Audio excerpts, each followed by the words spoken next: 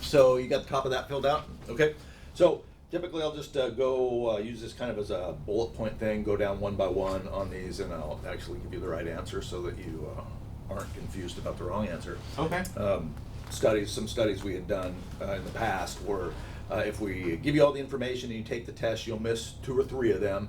And then you'll remember the wrong answer, and you won't remember the right answer because that's what's tucked in your head. So if we give you the right answer, then you remember the right answer. Good call. So kind of broke into 2 parts. The first part is site-specific training, and then we'll get into some product handling training like we talked about last time. So new test. It's always a new test. So number 1, truck drivers must stay in the product loading areas at all times. That is true.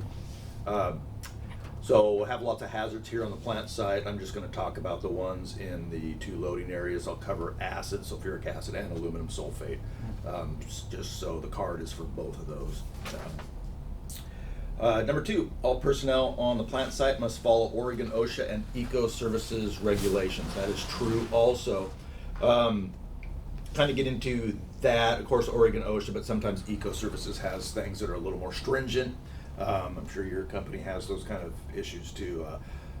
Fall hazard is one of them. OSHA says 6 feet, we say 4 feet. So as long as we're more stringent than OSHA, that's okay. But if you follow strictly Oregon OSHA rules, you'll be pretty good. 3, everyone has the authority to stop an activity if they feel uncomfortable about how it is proceeding. Of course, that is true. I don't know if you guys have a stop work program at your place, but it says anybody here on the plant site can stop a job for any reason at any time. So keep that in mind. Number 4, all personnel on Eco Services property shall report risky conditions or actions immediately. That is true also. So that's another piece of the safety culture we have here on the plant site. You have the authority to stop a job. If you see something you don't like, ask questions. And then also if you see something that you don't like, go ahead and report it. You guys see things that we don't see. We're on this plant site all day, every day. We deal with the same things all day, every day. You guys see a lot of different stuff out and about, different plant sites, different operations. So we like to glean that information from you. So if you see things that you don't like, let's stop and talk about it. We're willing to learn. 5, all injuries, no matter how minor, will be reported immediately. That one is true. As we talked last time, lots of you're walking down the stairs, you tweak your knee a little bit, it's okay, that's not a big deal. And then you don't tell anybody, and then that night you end up in the emergency room with a tweaked knee, and you come back here and say, oh, hey, I did this on your plant site, and we say, what are you talking about? So to protect you, to protect us, some other events that have happened, we had a driver who was loading acid out on the rack. It was Friday afternoon. He was going on vacation for the next 2 weeks, so he was in a hurry. He was rushing quite a bit, and he just finished loading his truck, and he went to back up, and he hit his head on the there's an I-beam there, and it knocked his hat a little bit, so he reached up to steady his hat, and he touched his glove on the back of his nose, and immediately knew that he had a problem, because sulfuric acid will start burning you right now. There's no doubt in your mind it's burning you. So he stuck his face in the eye bath there, and there's one right there. Washed his nose for, I don't know, what he says was 30 minutes, was probably 30 seconds.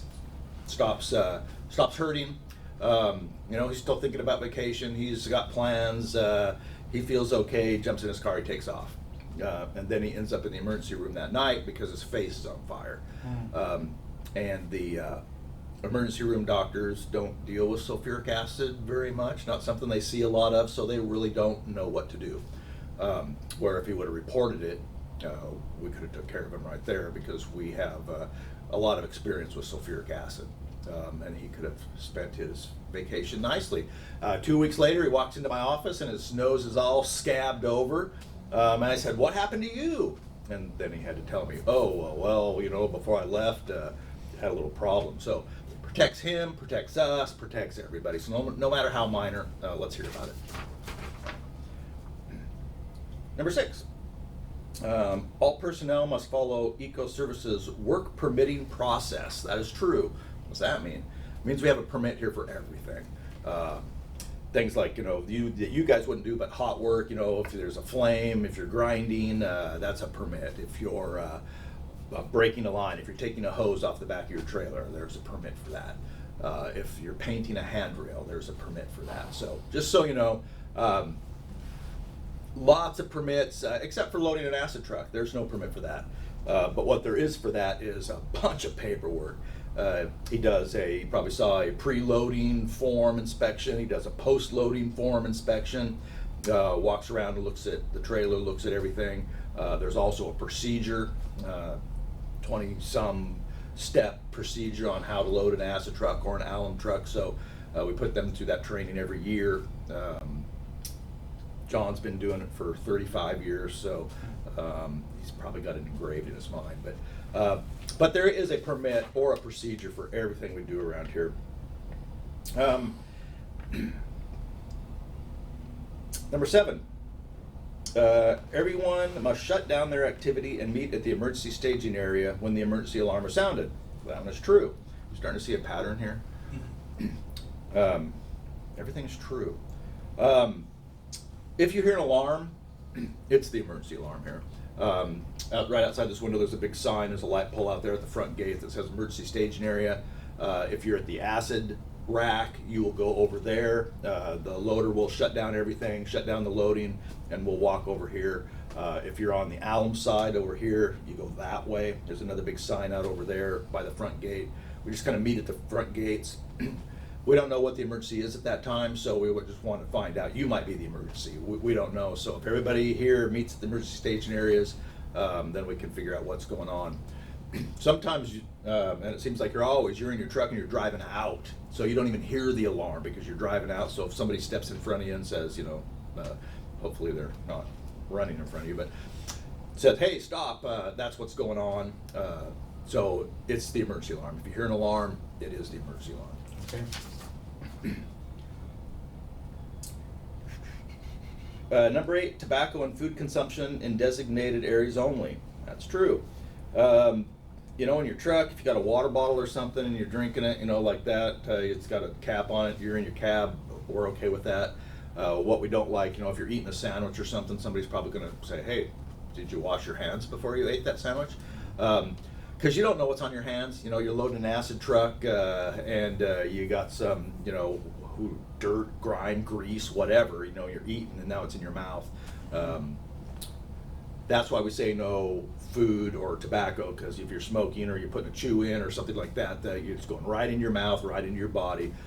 There's lots of other hazards that I'm not talking about here on the plant site, dust hazards, that you could be on your hands if you're out, walking around your truck. There's a place across the street that has these dust storms, this white powdery stuff that covers our plant site sometimes, covers your truck if you're here. You have it on your hands and then it goes in your mouth. That's not good. So no eating or drinking, but if a water bottle, we're okay with that as long as it's not like an open cup or a coffee cup or something, because stuff can get in on top of that. Number 9, cell phones are a distraction and will cause accidents. That is true. And you guys see it driving, you see it all the time. I'm sure drivers around you texting, talking on their phone, and you can tell, there's a car in front of you that's doing this kind of thing, you can just pretty much guess. Oh, they're on their phone, and you get up next to them and you look, yep, they're on their phone. So here, if you're in your cab, I don't really mind that, but if you get out, and you're still texting, that's going to be a problem. There's lots of traffic and stuff around here. If you're not aware of what's going on, you can get hit by a forklift or anything. I've seen a few people get hit by forklifts, and typically it's they don't make it. So watch out for forklifts and any traffic here. Number 10, ask plant management before disposing of any type of waste on the plant site. That's true. We got a lot of rules and regulations we have to follow here, like batteries. We got to dispose of batteries correctly. So you got a flashlight, you take the batteries out, you throw them in the garbage can right there by your truck. We can't do that. Light bulbs is another one, the weird ones that we have to dispose of properly. So what we say is, before you throw something away in the garbage can, just ask the loader out there, hey, can I throw this away? And he'll have the right answer. So, any questions on kind of the plant safety rules? Again, the big one is feel free to ask questions if you don't like something. If something's proceeding not like you're uncomfortable with, stop and talk about it. You have the right to do that. So, okay, that's the plant safety side. Product handling is the fun stuff that we'll talk about. Number 11. SDS for sulfuric acid and aluminum sulfate are available upon request. That's true. If you want to know if you want to look at the 20-page SDS of sulfuric acid, feel free, and we'll hand one to you. There's a lot of stuff on there. If you're a chemist, it might be interesting.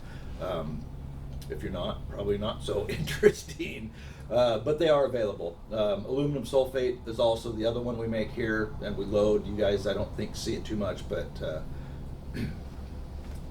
we'll talk about that one also. Number 12, sulfuric acid and aluminum sulfate look and smell like water. Here's my visual aid today. There's 3 bottles in front of you.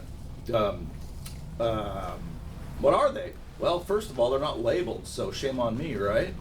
So you don't even know. Aluminum sulfate, sulfuric acid, water, you don't know. That's what they look like. Wow. So if there's a big puddle on the ground underneath the truck, you don't know. That's the point. There was an operator sitting in here when I brought these in this morning, and I handed them to him, and his immediate reaction was, and he says, "Why aren't those labeled?" So that was a reaction that I wanted to see. You don't know. You don't know what they are. Yeah, they seem about the same. They're all the same. So, your question is, well, what are they? So I'll just say they're all water, because I didn't want to, they're not labeled. I didn't want to, throw the label on there so you'd know, but I didn't want acid in my office either. So we like to keep it, where it belongs. But the point is, swirling it like that, you probably could have told that one was acid, because acid is twice as heavy as water. By just picking them up, you could have told that, whoa, this is much heavier, so that's acid. Acid weighs about 15. Water is 8, so it's twice as heavy. We had a safety guy that would always joke about Coke and Diet Coke. He could always tell, in the cooler, on a hot day, he could reach in and he could tell which one was Coke and Diet Coke because their weight difference. Aluminum sulfate weighs about 11 pounds per cubic foot per gallon, right? Per gallon. 11 pounds per gallon. Sulfuric acid is about 15.3 pounds per gallon. Water is about 8. Mm-hmm. So,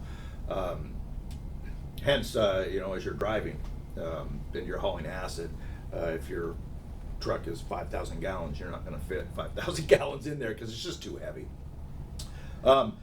So that's kind of my point, is you don't know what you got. If it's out there on the ground, you don't know what it is.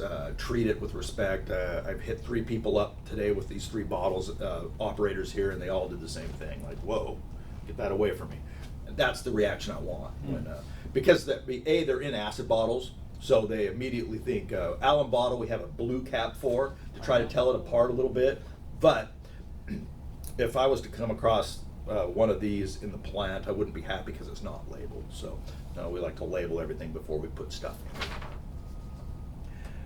in. Number 13, sulfuric acid absorbs water from liquids, air, skin, and eyes. That is true. One of the good things and one of the bad things about sulfuric acid is it loves water.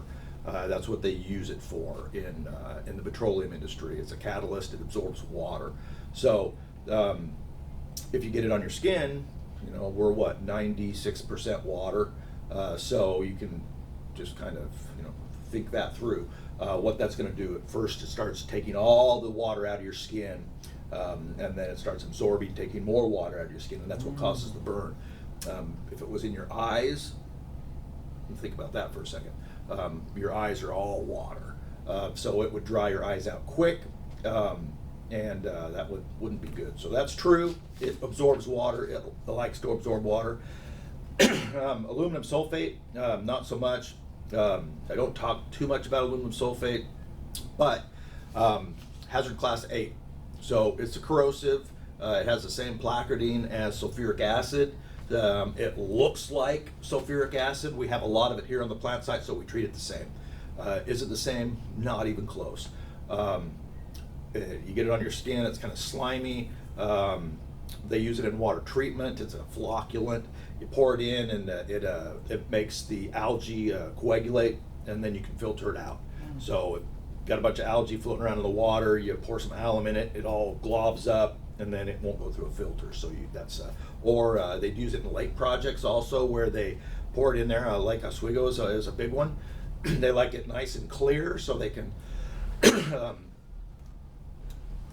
see the bottom of it. So they flock it with alum, and then it takes all the algae and it sinks to the bottom. So the water's clear. So that's what alum is.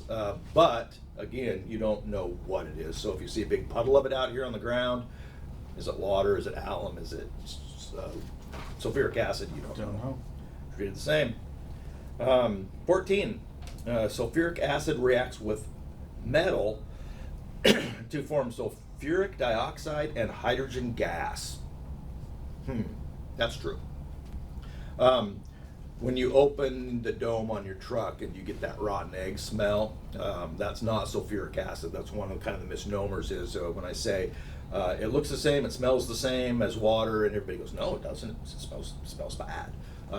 That's not sulfuric acid. That is sulfur dioxide. So if your trailer is stainless steel or carbon steel, hopefully you're not putting sulfuric acid at high concentrations are okay. All our tanks out here are carbon steel tanks, and it doesn't mind. But if you go to a 30% solution of sulfuric acid, it's going to eat through carbon steel immediately.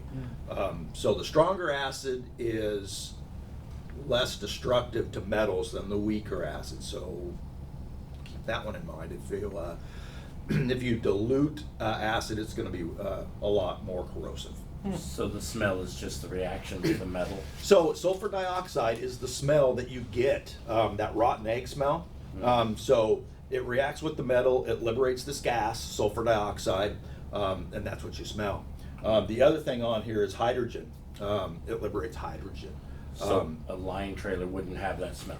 It should not have that smell. Is your trailer lined? No. But let's say it smells a lot less. Okay. There are some other factors in that, and sometimes you do, but it doesn't smell as bad for sure. Good to know. So hydrogen, what do you think about when you think about hydrogen?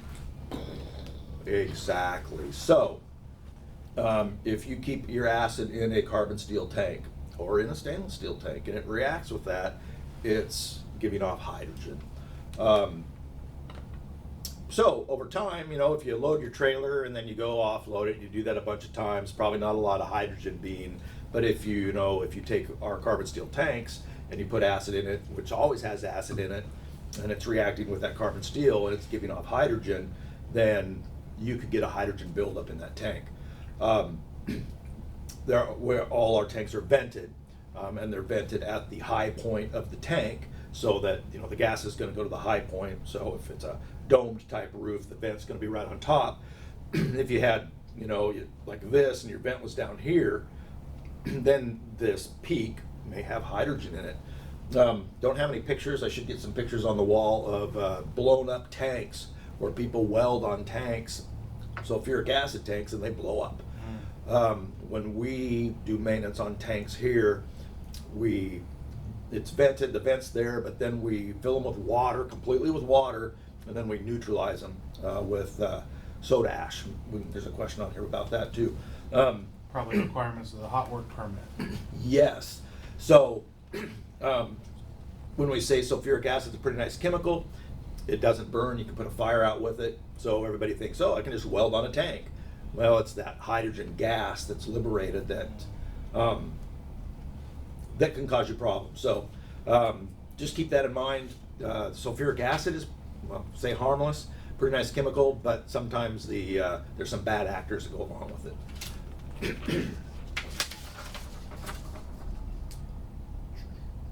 it. Number 15, cam lock connections cannot be used for sulfuric acid on this plant site.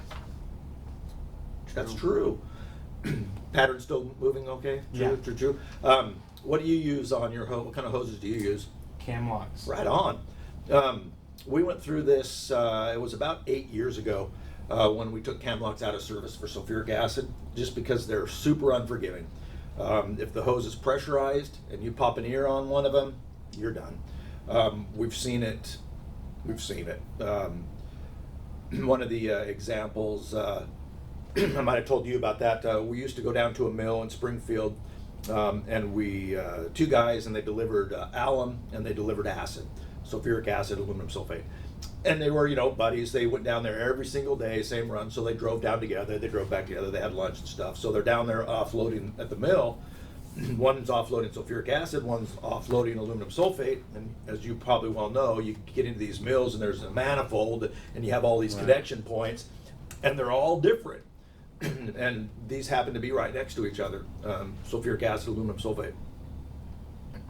So at that point, sulfuric acid, we had the full splash suits and the PPE for that, but for aluminum sulfate, this is what you could wear because it's, as I said before, it's pretty harmless.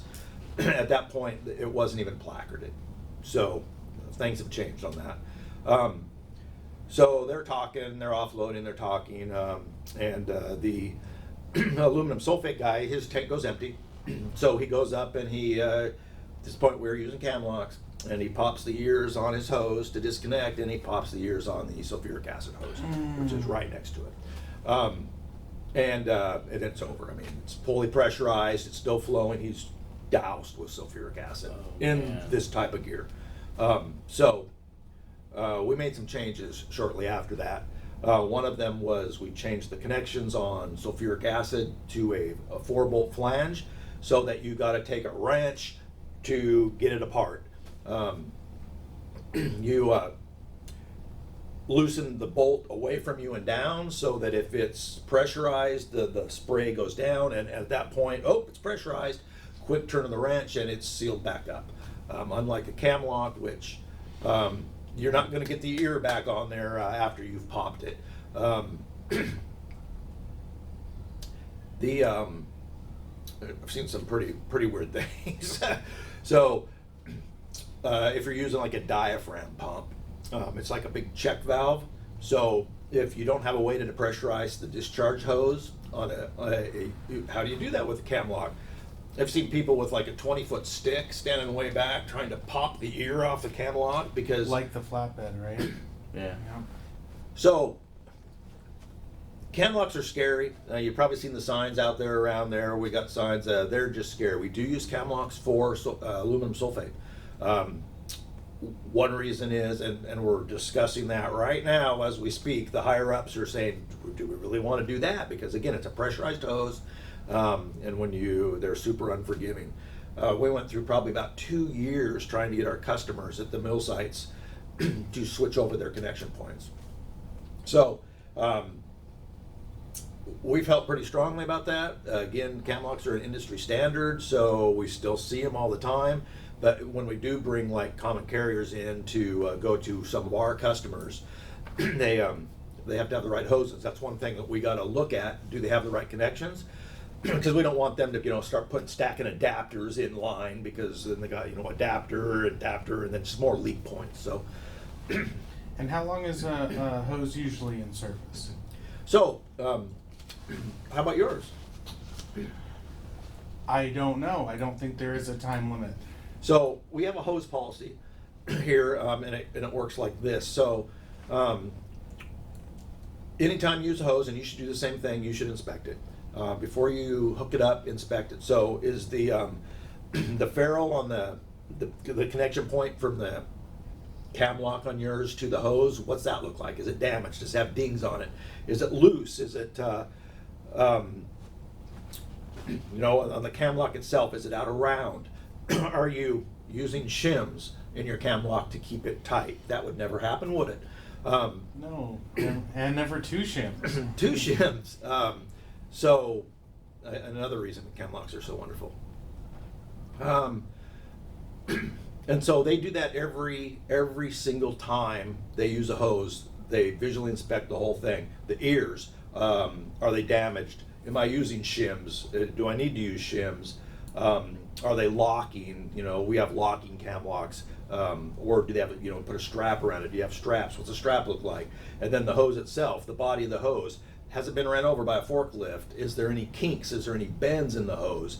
All those things. And then once a month, we put out an inspection for the drivers, and it's a written type that has pictures of what everything should look like, what the ferrule should look like, what the ears should look like, what the hose should look like. And then they got to check out each one of those things. That's monthly. And then quarterly, we have a guy here that pulls the hoses off the trucks, and he goes in and he pumps them up with 150 pounds, and then inspects them. Are there any leaks? Clear back to the whole visual inspections. But now, is it? Can we pressurize it? We've taken a few hoses out of service because typically it looks like they have a bend in them, or the coating on the outside looks like, I don't know if it got ran over or if there's a bend in it, or it just doesn't look quite right. Yeah. Discolored. And then we'll destroy those hoses. So we use hoses for 2 years, and then we destroy them. 2 years. So And pressure test quarterly? quarterly pressure testing. And that's all documented also. So I keep all those records. So that's our hose policy. We used to do it for 1 year, and then take them out of service and cut them up and throw them away.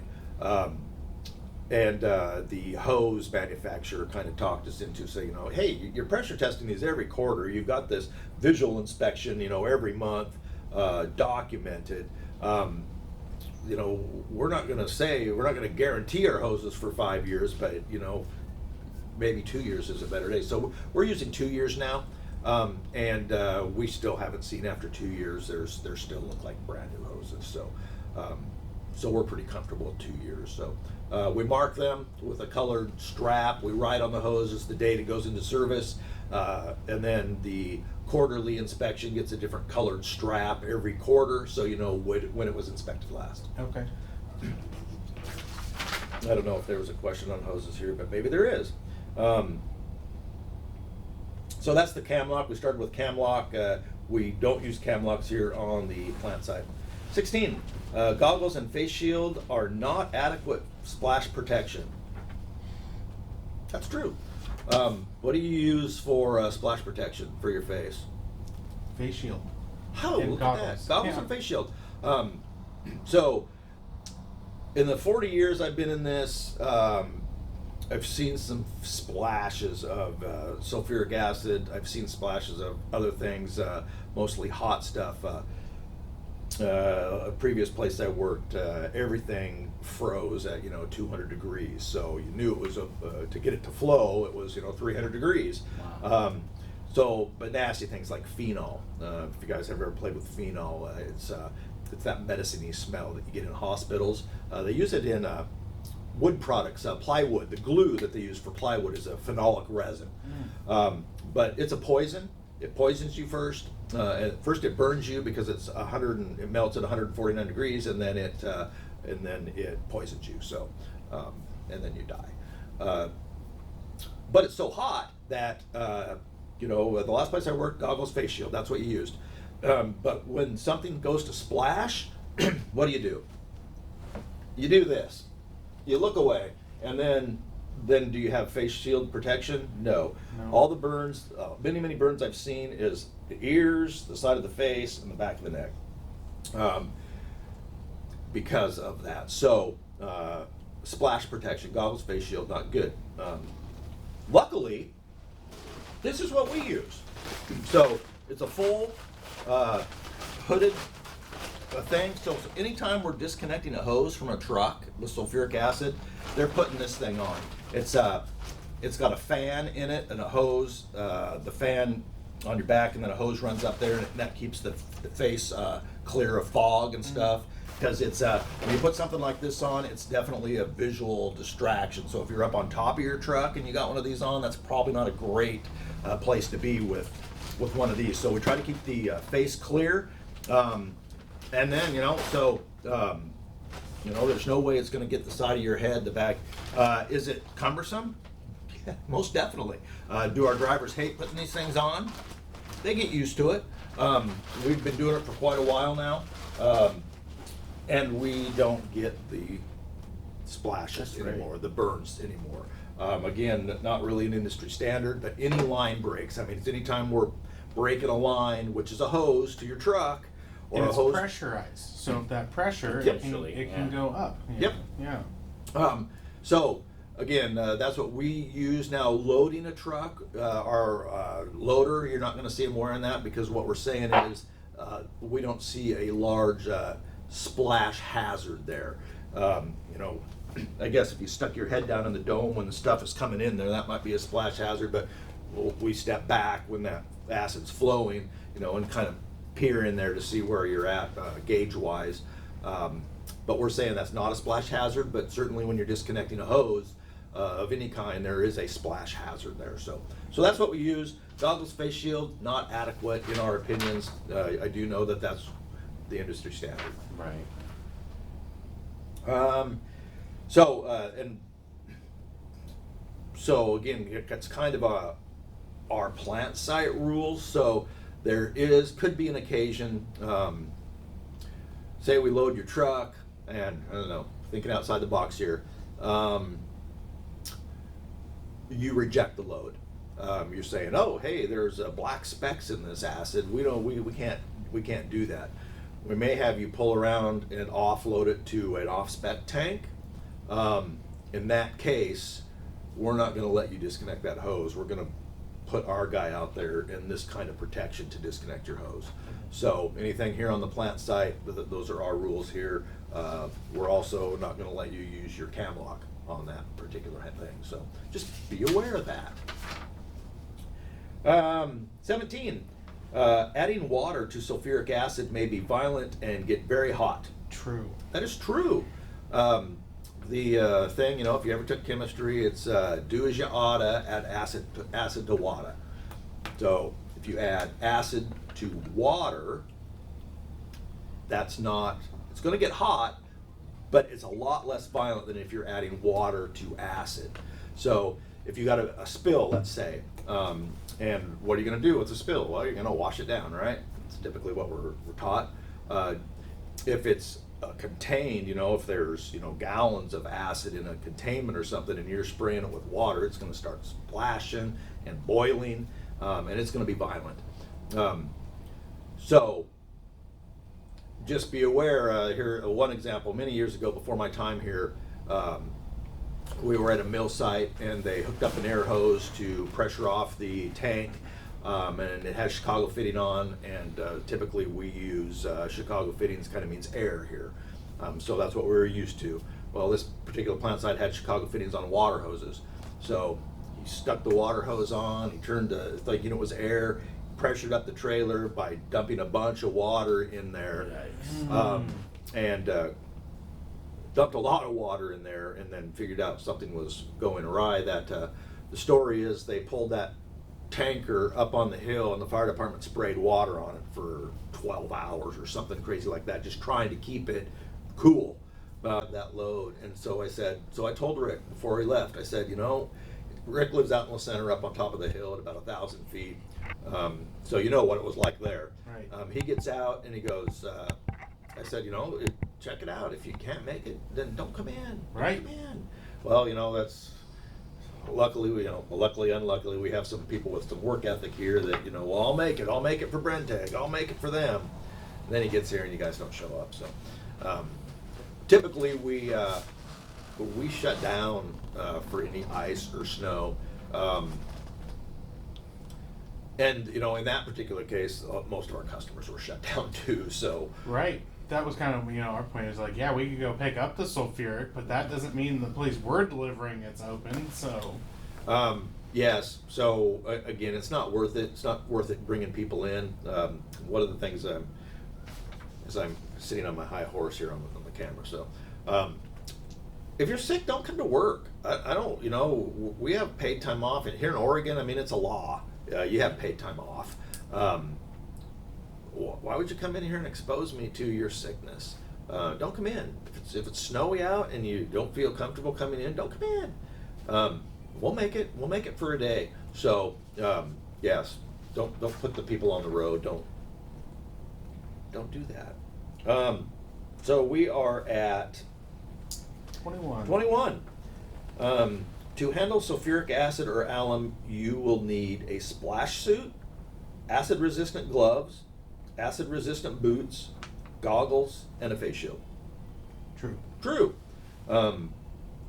So, what's your splash suit made out of? Any idea? It's the red one. It's the red one. How about your gloves? What are those made out of? Some type of plastic, don't know. Boots, probably the same. Yep. So, what I encourage everybody to do is know what you're wearing. What is that good for? I mean, a quick Google on your phone tells you what that should be made out of. And then who's buying that for you? Do you trust them? The company. The company. We trust the company, right? Here it's Kelly who sits up in the front office, and that's what they say. Well, Kelly will get the right stuff. Well, maybe she ordered the right stuff. Maybe she didn't. Did anybody look at it when it came in? Did we compare it to what it was supposed to be? So what we use here is neoprene. So our gloves are neoprene, our boots are neoprene. Rubber boots and rubber and sulfuric acid don't like each other. So if you're just wearing rubber gloves, you're going to know it pretty quick because they're going to melt on your hands. Oh. The splash suits, the red ones, as you say, probably Gore-Tex. That's what we're using. And then one of the things our drivers always said was, if I'm standing out in the rainstorm for 30 minutes, I'm soaking wet. How is this protecting me against acid? So that's a good question, right? Rain goes through it. How come sulfuric acid doesn't go through it? And the reasoning behind that is it's the weave. This is FRP you're probably wearing, right? So the weave in FRP is super tight. It doesn't let anything get through it. It's not bad for sulfuric acid. I mean, it protects you somewhat. It doesn't let sulfuric through it quickly. Of course, it's going to burn through it eventually, but it allows you to get it off. So it's pretty good. We use FRP here also because it's a secondary protection. But the Gore-Tex, the weave in Gore-Tex is tight enough that it doesn't let sulfuric acid molecules through. Here's a sulfuric acid molecule. Here's a water molecule. So the water gets through that weave. Sulfuric acid does not. And that's with the nitric acid. The nitric acid molecules are so small they can get through smaller places. So okay. So that's a good segue to that. Is we deal with sulfuric acid. That's all we deal with. So our gear is the same. Your gear may not be the same. You may have different gear for different acids. Kind of back to sulfuric acid, super nice chemical. Nitric acid, hydrochloric acid, fluoric acid. Different animal. All different. Acid is not acid. Sulfuric acid is pretty nice for those reasons. Hydrochloric acid, do you ever smell that? Yes. It fumes. It likes to be a vapor. Sulfuric acid doesn't like to be a vapor. It likes to be a liquid. It stays a liquid. The sun comes out on these bottles, they heat up, it's still going to be a liquid. Hydrochloric, not so much. It's going to want to be a vapor. So in your industry where you're hauling different chemicals, just be aware that the protection for sulfuric acid might not be the best protection for nitric acid. And so that's why I say know what your gear is made out of. And then Google it. Is this good for nitric acid? And everything on the internet's true, right? So you can believe that. It's a good starting point. It's a good start. There's credible sources. There are. So just be aware of what you're wearing. Ask your storeroom person, hey, what is this? What is this made out of? And then, goggles and face shield. Those goggles are great. The guy who got splashed heavily was wearing goggles, and he had nothing in his eyes, so it was good protection for eyes. That's not a great protection for splash. So, 22. Spills of sulfuric acid can be neutralized with sodium bicarbonate or soda ash. That's true. Sodium bicarbonate, what's that? Oh, Rolaids? It's a powder. Rolaids are sodium bicarbonate. So, you know, if you got an acid stomach, you eat some Rolaids and it neutralizes the acid. That's what that's all about. You know, maybe if you have a big bag of sodium bicarbonate, you don't want to eat that, but that's what it does. It neutralizes acid. So, if we have, you know, if we're changing filters or something like that and they're contaminated with acid, we just put it in a bucket with some soda ash is what we use here. It's again, with the pH, acid is here at 0. The base is sodium, soda ash is right around 12, so you add those and you neutralize it. And then it's harmless once it's neutralized. So water is the best thing. You know, you pull your hose and you get a few drips there on the ground. You know, take the hose and wash it down with water. That's what we do here.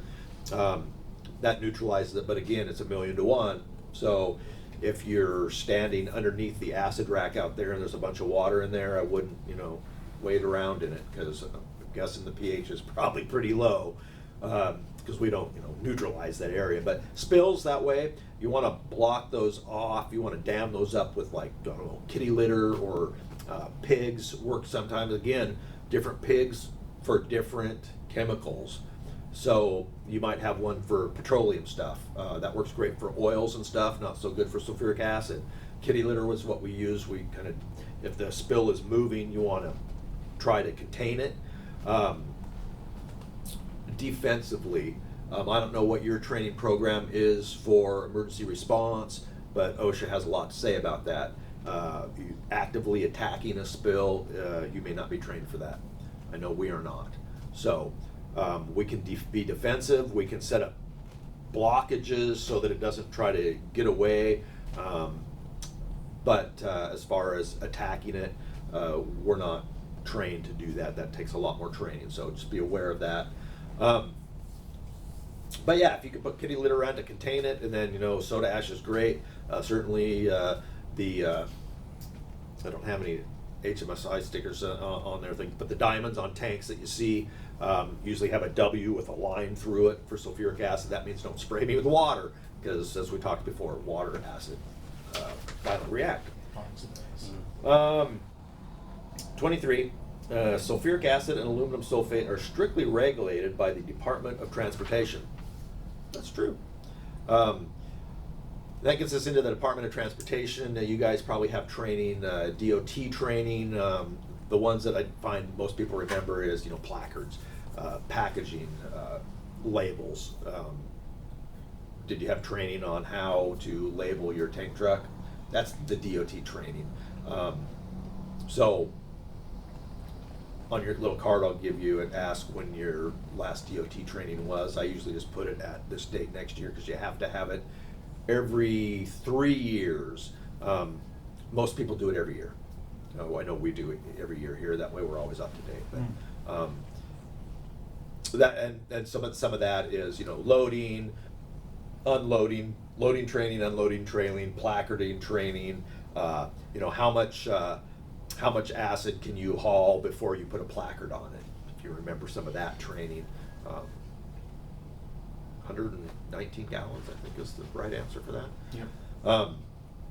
Anyway, any questions? No, that covered everything. Perfect. I'll get you a card so that you don't have to come back and endure this again.